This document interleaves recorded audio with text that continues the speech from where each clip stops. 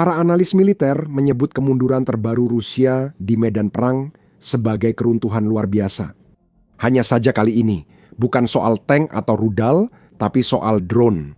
Dalam perang yang sudah ditandai oleh kemunculan amunisi berkeliaran murah dan taktik kawanan, Ukraina baru saja membalikkan keadaan dengan inovasi baru. Drone interceptor yang cepat, murah, mudah diskalakan, dan efektif. Unmanned aerial vehicle kecil ini mengubah serangan drone Rusia yang dulu sulit dihentikan menjadi masalah mahal, benar-benar membuat Putin lengah. Sekarang, warga Ukraina yang cerdik menemukan langkah penangkal baru yang membalikkan keadaan. Drone interceptor. Mereka telah membuat Presiden Rusia Vladimir Putin lengah, dan sekarang ia harus pontang-panting mencari solusi untuk masalah baru ini. Sebelum perkembangan ini, drone yang paling berpengaruh adalah keluarga drone buatan Iran, Shahed, yang beroperasi seperti rudal jelajah kecil. Dengan biaya jauh lebih murah, amunisi kamikaze jarak jauh ini telah mengubah perhitungan pertahanan udara selama puluhan tahun. Sistem pertahanan udara seperti Patriot Amerika Serikat dan Iris-T Jerman terbukti efektif menembak jatuh Shahed yang bergerak lambat. Namun, rudal yang mereka luncurkan bernilai ratusan ribu hingga jutaan dolar per unit dan hanya diproduksi ratusan unit per tahun. Dengan Rusia menerbangkan 100 sampai 600 drone Shahed tiap malam di Ukraina sepanjang 2025 sistem kelas atas sulit digunakan untuk menembak jatuhnya, apalagi saat ada rudal jelajah dan balistik yang juga harus dihadang. Drone pencegat ini kecil, efektif, murah diproduksi, dan mudah diperbanyak. Drone anti-drone ini mungkin akhirnya bisa memberikan solusi terhadap ancaman terus-menerus dari apa yang disebut mesin pemotong rumput terbang itu. Memberikan cetak biru peperangan anti-drone efektif bagi militer dunia di masa depan. Mari kita lihat cara kerjanya, sistem yang digunakan Ukraina, dan arah perkembangan ini. Keluarga drone Shahed yang diproduksi oleh produsen Iran HISA bekerja sama dengan Shahed Aviation Industries merupakan fenomena yang relatif baru. Varian aslinya pertama kali muncul tahun 2021 Shahed, berarti saksi dalam bahasa Farsi di Iran. Varian paling berpengaruh saat ini adalah Shahed 136, terbukti Amerika Serikat melakukan rekayasa balik untuk mengembangkan drone serangan satu arah miliknya, yaitu Low Cost Unmanned Combat Attack System. Low Cost Unmanned Combat Attack System. Drone Low Cost Unmanned Combat Attack System dibuat untuk disebar massal. Menawarkan alternatif berbiaya rendah yang menarik dibandingkan platform kelas atas seperti MQ-9 Reaper dengan harga sekitar 35.000 per unit. Namun kali ini, Amerika Serikat mengikuti Rusia. Pada 2022, Rusia mengimpor banyak Shahed 136 dari Iran untuk digunakan di Ukraina, lalu mulai memproduksinya di Rusia dengan kit dari Iran. Seiring waktu, Rusia telah melakukan berbagai modifikasi dan peningkatan pada desain aslinya, menciptakan varian yang dikenal sebagai Jerin di sebuah pabrik manufaktur besar di Alabuga, Tatarstan. Pengembangan Green meningkat pesat. Dengan intelijen Ukraina memperkirakan Rusia akan memproduksi 170-190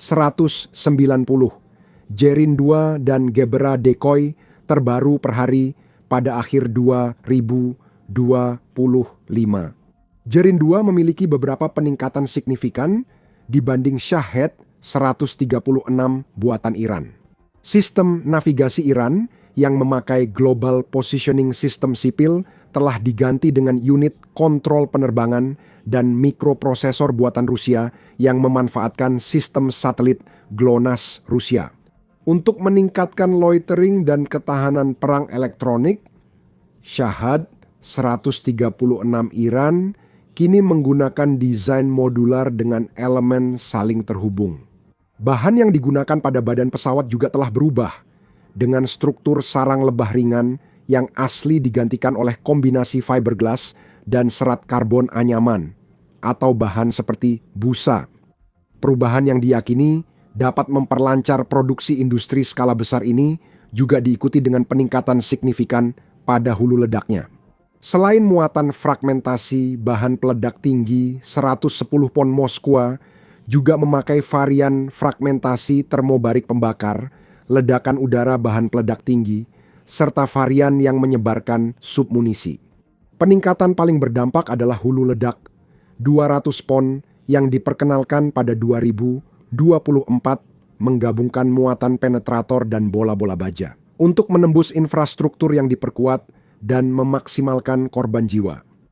Penemuan terbaru Jerin, 2 yang dilengkapi dengan papan komputer Nvidia Jetson Orin dan kamera inframerah, menunjukkan bahwa Rusia sedang bereksperimen dengan navigasi berbasis visual atau pengenalan target otomatis.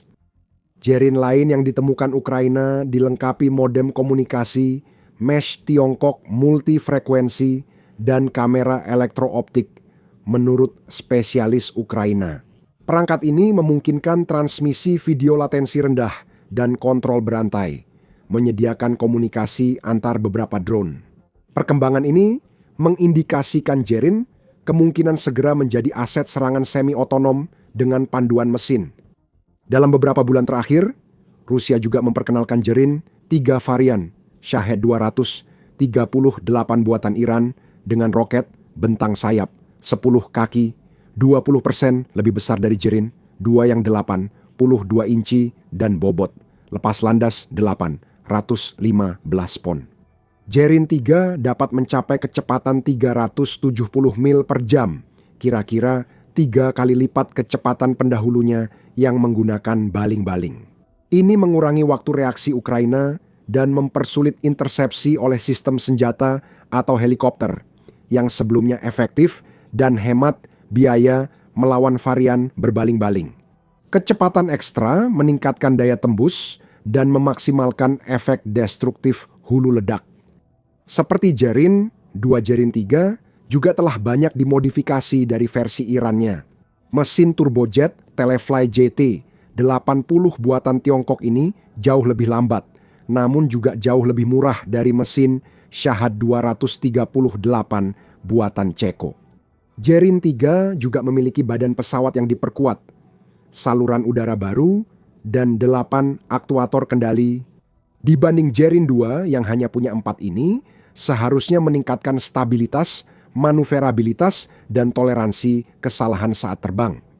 Rusia meningkatkan taktik Jerin dengan terbang di atas 10.000 kaki, lalu menukik vertikal ke target.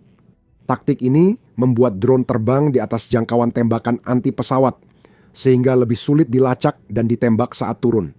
Kecepatan ekstra dari penukikan langsung meningkatkan daya hancur serangan itu. Masalah yang ditimbulkan drone-drone ini bagi Ukraina sangat besar. Rusia telah meluncurkan lebih dari 38.000 unmanned aerial vehicle kamikaze jarak jauh dan umpan mayoritas Jerin dan Gera dari Januari hingga November 2025 dengan lebih dari 5.000 unit per bulan sejak September. Itu mencakup hampir 2/3 serangan unmanned aerial vehicle kamikaze sejak Februari 2022 menunjukkan percepatan penggunaannya.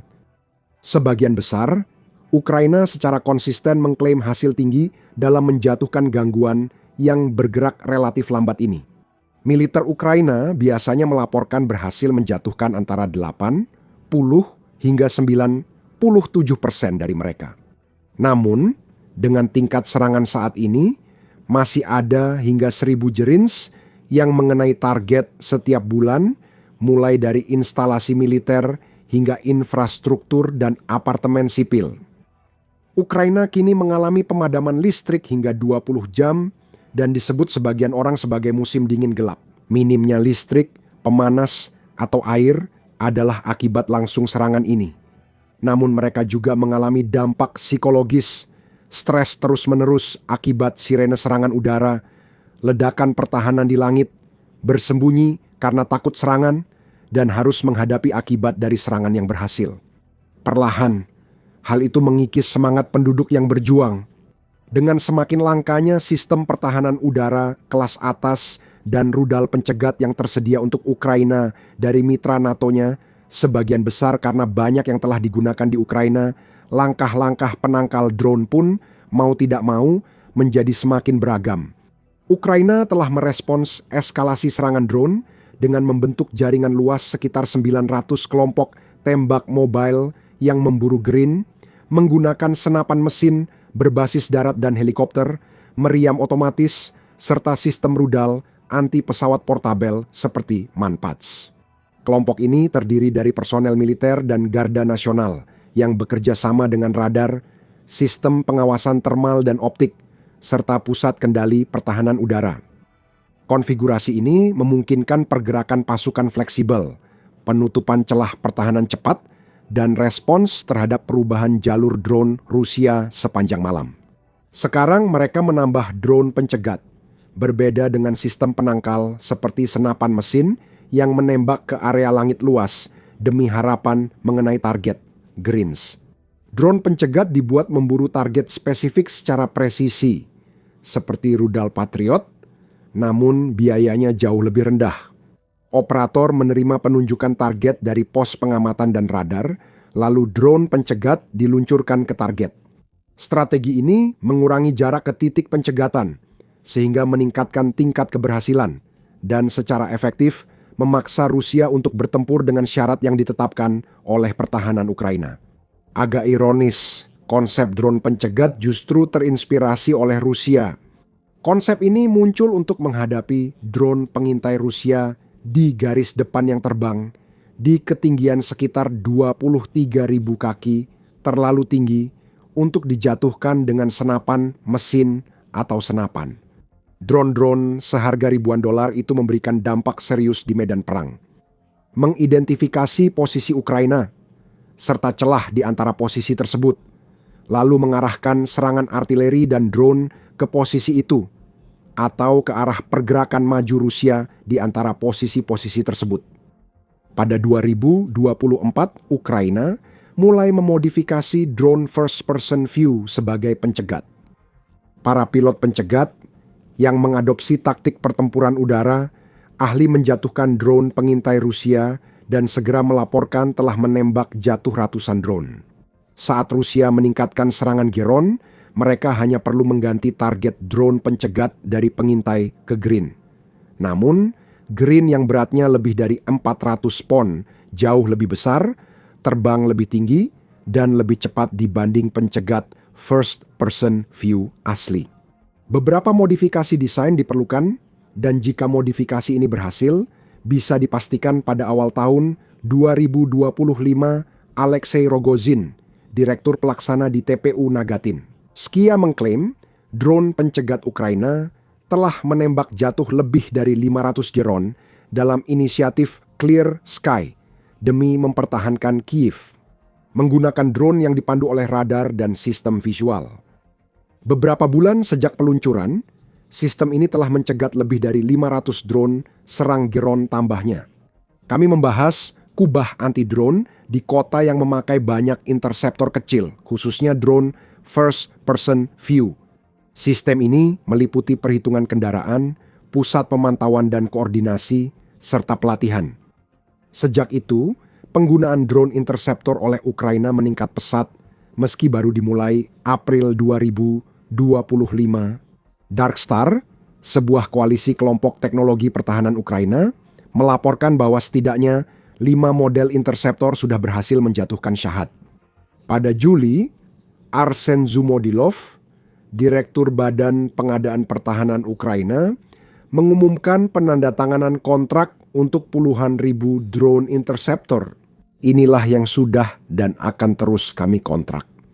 Kontrak kami sekarang di satu sisi tergantung pada kapasitas produsen dan di sisi lain pada kapasitas anggaran negara, katanya kepada media Ukraina Babel, seraya menambahkan, kami akan mengontrak semua yang terjangkau anggaran negara. Program Dronefall didirikan untuk menghancurkan 5.000 drone Rusia menggunakan drone pandangan orang pertama yang dikendalikan langsung. Dan kemudian bergabung dengan Yayasan Comeback Alive, organisasi crowdfunding terbesar di Ukraina. Pada Oktober, pemimpin proyek Drone Force, Taras Timochko, menyatakan program ini bekerja sama dengan 12-15 produsen dan mendanai drone yang telah mencegat lebih dari 3.000 kendaraan udara. Timochko menambahkan hampir 1 tahun dibutuhkan untuk membangun drone pencegat murah yang mampu menjatuhkan Geron 2S dengan kecepatan 115 mil per jam. Setelah berhasil, mereka langsung mengirimkannya ke lapangan dan desainnya berkembang pesat. Salah satu drone pencegat efektif pertama adalah Sting. Dibuat oleh kelompok relawan Wild Hornets dan dirilis akhir 2024. Kelompok ini dibentuk musim semi 2023 karena permintaan angkatan bersenjata Ukraina akan drone dan kini memproduksi ribuan drone first person view tiap hari. The Sting adalah drone first person view dengan 4 baling-baling, mampu melaju lebih dari 200 mil per jam dan mencapai ketinggian 10.000 kaki. Drone ini berbasis pada quadcopter standar, di mana sebuah hulu ledak berbentuk kubah memanjang dipasang di bagian tengah, dengan kamera di atas hulu ledak yang digunakan untuk membimbing unmanned aerial vehicle. Saat terbang, operator mengendalikan drone mirip misil genggam yang cukup kecil untuk dimasukkan ke tas duffel dari jarak jauh di darat dengan kacamata virtual reality. Sting tidak hanya lebih kecil dari Gerin, tapi juga lebih murah diproduksi. Harganya sekitar $1.500, sementara umpan Gerbera sekitar $10.000 Amerika Serikat. Geron 2 dan 3 harganya $30.000, $5.000 Amerika Serikat. Artinya, menurut Rogozin, biaya Rusia menyerang dengan Gerin kini lebih mahal dibanding Ukraina bertahan. Maxon Systems, sebuah perusahaan yang bekerja sama dengan penggerak inovasi Brave One yang didukung pemerintah Ukraina, adalah perusahaan lain yang memproduksi drone interceptor untuk Ukraina. Perusahaan tersebut membuat drone interceptor semi-otonom yang membawa hulu ledak standar seberat 22 pon dan dilengkapi dengan kamera yang dapat mengunci target mereka. Oleksiy Soltsov, salah satu pendiri, mengatakan kepada Business Insider pada Oktober bahwa kecepatannya 186 mil per jam. Nama dan harga drone interceptor tidak jelas, tapi sebagian besar diperkirakan di bawah $20.000. Perusahaan Ukraina General Cherry baru saja mengumumkan drone interceptor peluru mereka resmi disetujui untuk digunakan angkatan bersenjata Ukraina. Ini akhir baik dari perselisihan terkenal antara Wild Hornets dan General Cherry usai tuduhan penjiplakan desain oleh pihak pertama. Karena adanya kemiripan visual antara prototipe, General Cherry berargumen bahwa mereka telah mendistribusikan beberapa varian ke lebih dari 20 unit dengan biaya sendiri, sehingga para tentara dapat mengevaluasi sistem tersebut dalam kondisi operasional yang sebenarnya. Setelah pengujian luas, model akhir dipilih dan dikodifikasi, berbeda signifikan dari versi yang dituduh hasil penjiplakan. Peluru ini mampu melaju lebih dari 190 mil per jam menyerang target hingga 12 mil dan beroperasi di ketinggian 20.000 kaki. Ia menggunakan solusi aerodinamis khusus dan perangkat lunak yang menggabungkan sistem panduan terminal yang memungkinkan unmanned aerial vehicle menyesuaikan lintasannya selama pendekatan akhir ke target GERIN-nya. Selain drone pencegat buatan dalam negeri ini dan lainnya, beberapa sistem drone pencegat asing juga telah digunakan dalam pertempuran atau sedang diuji di Ukraina. Dan jumlah itu tampaknya akan meningkat secara dramatis. Itu sebagian merupakan bukti lebih lanjut dari komitmen negara-negara mitra terhadap pertahanan Ukraina, dan sebagian lagi karena kekhawatiran negara-negara tersebut terhadap pertahanan anti-drone mereka sendiri. Seperti yang terlihat dalam serangan drone di Eropa beberapa bulan terakhir. Seringkali, otoritas setempat kekurangan solusi murah dan efektif untuk menjatuhkan drone, terutama di area perkotaan padat penduduk. Drone interceptor yang ringan, mobile, dan hemat biaya jadi solusi mudah dijangkau dan diskalakan, apalagi sebagian besar pengujian sudah dilakukan di Ukraina. Faktanya, drone interceptor asing pertama kemungkinan sudah ada sebelum Rusia memakai Shahed Iran impor. Fortem Teknologi dari Amerika Serikat diam-diam memasok drone interceptor ke Ukraina sejak 2022. Desember 2024, Chief Executive Officer Fortem, John Gruen, mengatakan kepada Overt Defense bahwa interceptor mereka yang menembakkan jaring, bukan meledakkan, telah berhasil melawan Shahed dan banyak drone Rusia dari berbagai ukuran. Perusahaan itu menargetkan 400 sistem di Ukraina akhir tahun lalu, namun pencapaiannya belum jelas. Fortem termasuk 12-15 produsen yang kini memasok drone interceptor ke militer Ukraina. Pada Desember tahun lalu, Brave One mengumumkan uji coba sukses drone interceptor canggih buatan Titan Technologies, Jerman. Drone tersebut telah dirancang khusus untuk mencegat drone tipe Shahed dan Unmanned Aerial Vehicle pengintai Rusia. Kabarnya dapat melaju hingga 186 mil per jam dengan jangkauan hampir 12,5 mil.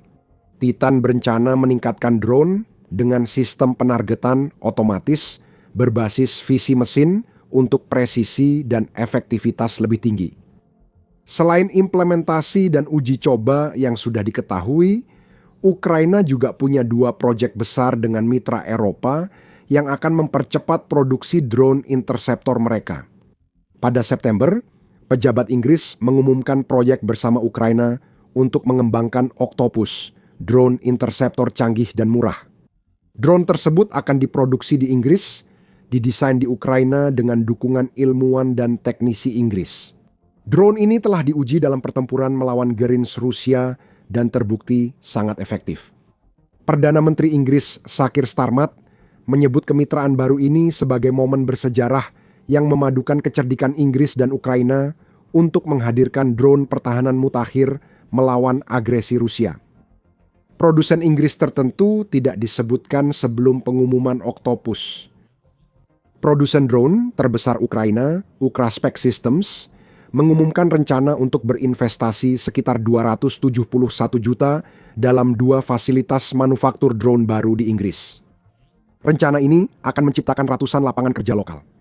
Inggris juga mengumumkan akan mendanai pengiriman ribuan drone serang jarak jauh buatan lokal untuk menambah persenjataan yang digunakan Ukraina untuk menyerang infrastruktur energi, militer, dan infrastruktur lainnya jauh di dalam wilayah Rusia. Kombinasi ini, drone interceptor dan drone serang jarak jauh, adalah hasil yang sama yang ingin dicapai oleh proyek produksi drone bersama besar lainnya antara Belanda dan Ukraina yang diumumkan pada bulan Oktober. Kesepakatan senilai 200 juta euro, sekitar 215 juta dolar, akan membuat produksi drone dilakukan di pabrik VDL di Born, Belanda, dengan lini produksi drone pertama diharapkan mulai beroperasi dalam beberapa bulan ke depan. Seperti yang telah disebutkan, kemitraan ini akan berfokus pada 2 jenis drone yang sangat penting. Unmanned Aerial Vehicle serang jarak jauh dapat menghantam target di belakang garis musuh. Dan drone interceptor dirancang untuk menghancurkan drone serang Rusia yang masuk. Manufaktur di Belanda menawarkan keuntungan strategis bagi kedua negara untuk Ukraina. Fasilitas produksi akan dilindungi dari serangan drone dan rudal Rusia yang berulang kali menargetkan pabrik pertahanan Ukraina. Produsen Belanda mendapat akses ke desain drone yang telah terbukti dalam peperangan paling intens di dunia. Begitu juga Inggris lewat proyek Octopus. Pada Juli, Presiden Ukraina Volodymyr Zelensky menetapkan target ambisius memproduksi dan menyebar 501.000 drone pencegat per hari. Sampai akhir 2025 belum jelas seberapa jauh target itu atau dampak produksi bersama yang baru terhadap perhitungannya. Juga belum jelas seberapa efektif sebenarnya pencegat yang ada saat ini. Banyak klaim efektivitas tinggi tidak didukung rekaman, padahal sebagian besar pencegat punya sistem kamera mirip first person view. Drone Ukraina di garis depan, rekaman serangan sukses seharusnya mudah diperoleh. Analis dan pengembang drone menyebut ini akibat kerahasiaan. tidak ingin memberitahu pengamat Rusia cara kerja dan lokasi penembakan interceptor. Atau efektivitasnya dilebih-lebihkan saat ratusan juta dolar digunakan untuk pengembangannya. Ini bukan pertama kalinya selama perang ini. Meski drone interceptor berpotensi mengubah posisi Jerin secara militer dan ekonomi, beberapa tantangan harus diatasi sebelum mereka memberi perbedaan signifikan. Menghadapi Gerin 3 yang terbang jauh lebih cepat dari pendahulunya dan drone interceptor lain akan jadi tantangan utama. Drone jet ini juga punya navigasi satelit tahan, gangguan dengan antena array adaptif 12 elemen. Ini membuatnya kebal terhadap taktik peperangan elektronik yang efektif pada Shahed yang lebih lambat. Namun, sumber Ukraina mulai membagikan gambar yang mereka klaim sebagai Jerin 3 yang dijatuhkan drone pencegat. Seperti banyak persenjataan canggih, masalah utamanya adalah pelatihan. Tomochko menyebut tingkat keberhasilan antara 30% pada beberapa pencegat hingga 80-90% pada sistem dan pilot terbaik. Jika drone tidak otomatis, keterampilan pilot menjadi hal terpenting, tambahnya. Jika para pilot dilatih dengan baik, jika mereka memiliki banyak pengalaman dalam mencegat drone, mereka menunjukkan hasil 9 dari 10. Masalah makin parah karena hanya pilot drone terbaik yang bisa mengoperasikan interceptor. Instruktur bernama Sandy Yeti, pengusul konsep drone interceptor, menyatakan pada Oktober bahwa sekolah klub pertarungan drone miliknya telah melatih sekitar 5.200 siswa, namun hanya beberapa lusin yang lulus ujian interceptor dengan tingkat kelulusan 30%. Meski ada tantangan, biaya, efisiensi, dan produksi massal drone interceptor menjadikannya pilihan utama bagi Ukraina dan NATO untuk dikembangkan. Jika Ukraina benar-benar mencapai tingkat intersepsi Green sebesar 80% dengan drone-drone ini, seperti yang diklaim beberapa orang, rakyat Ukraina yang baik dapat tidur lebih nyenyak di malam hari. Jika Geron seharga 000 membuat rudal Patriot terlalu mahal untuk melawannya, maka drone interceptor dolar Amerika Serikat 500 juga bisa melakukan hal serupa pada Geron. Di seluruh negara anggota NATO, negara-negara tersebut. Seiring perang berlanjut, Rusia akan terus menyempurnakan Gerin mereka untuk melawan drone interceptor Ukraina. Sistem drone interceptor Ukraina juga akan ditingkatkan. Waktu yang akan menentukan sistem mana yang akan unggul pada akhirnya. Tentu saja kami akan terus memberi Anda pembaruan tentang perkembangan, jadi pastikan Anda berlangganan saluran ini agar tetap mendapatkan informasi terbaru. Terima kasih sudah menonton.